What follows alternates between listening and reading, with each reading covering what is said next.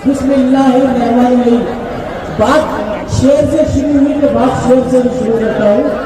मेरी नाकामियों का दाग भी मंजर से निकलेगा, मेरी नाकामियों का दाग भी मंजर से निकलेगा।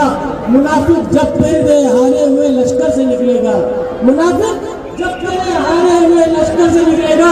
और खुदा के पहरेदारों को लबों की प्यास मत निकला, खुदा ना मांगे पानी नहीं होता समझेगा।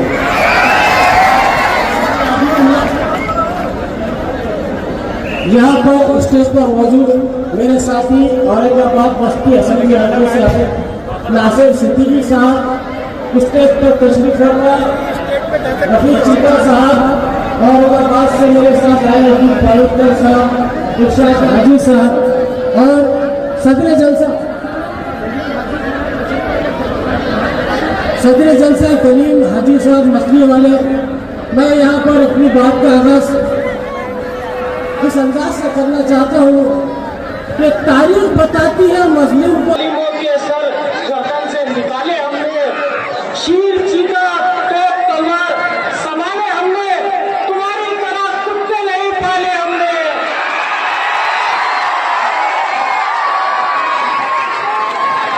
भूलिए कि मेरे साथियों, नौजवान दोस्तों, स्टेज पर तशरीफ फरमा मोहसिस भूलिए के साकिना, मेरी माओ बहनों जो पर्दानशीन मेरी माए बहने, मैं दो बातें कहना चाहूँगा कि दुनिया के जो हालात हैं, कुछ लोग ये समझ रहे हैं कि उनके जाने से मजलिस खत्म होगी।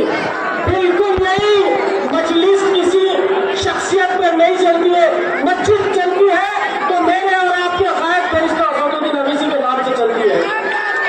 मजलिस चलती है तो असदुद्दीन अवैसी साहब के नाम से चलती है। इस दुनिया की सरजमीन पर हम 7 बरस पहले जब आए तो हमने देखा यह मजलिस का नाम निशान नहीं था, लेकिन आप लोग की और हमारी खामोशी मिलकर तमाम सियासी जमातों की खामोशी थी, लेकिन अगर किसी ने आवाज बुलंद की तो बैरिस्टर असदुद्दीन अवैसी साहब ने बुलंद की।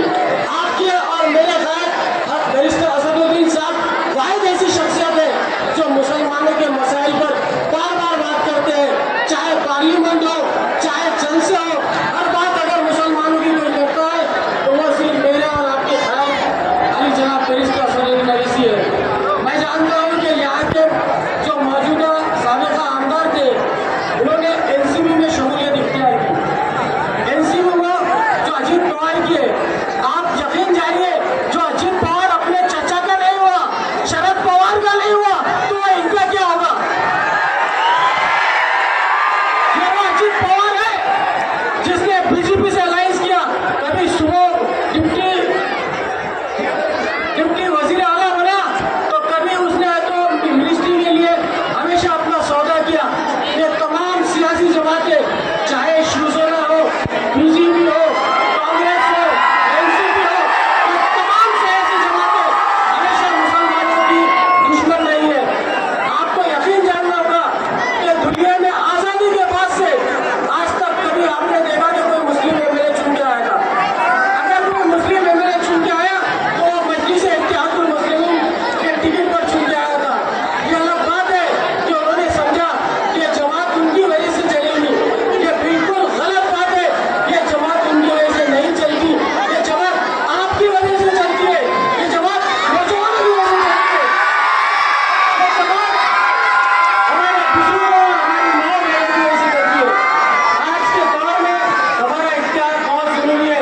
भाइयों, यकीन जानो, अगर हम मुत्तहिद नहीं होंगे तो इससे बुरे हालात आने वाले हैं, क्योंकि मुल्क की सतह पर जो हालात है इंतहाई नाजुक है।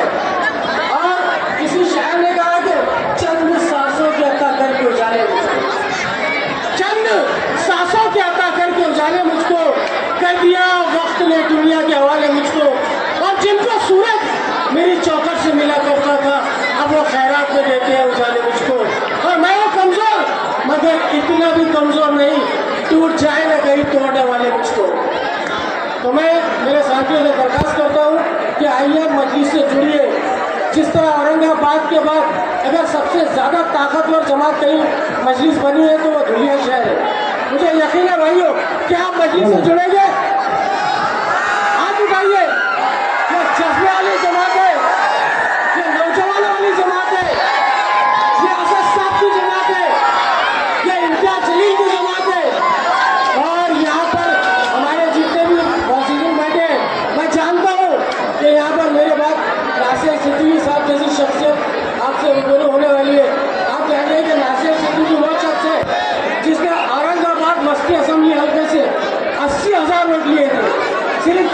जरा वोटों से उन्हें शिकस्त हुई थी।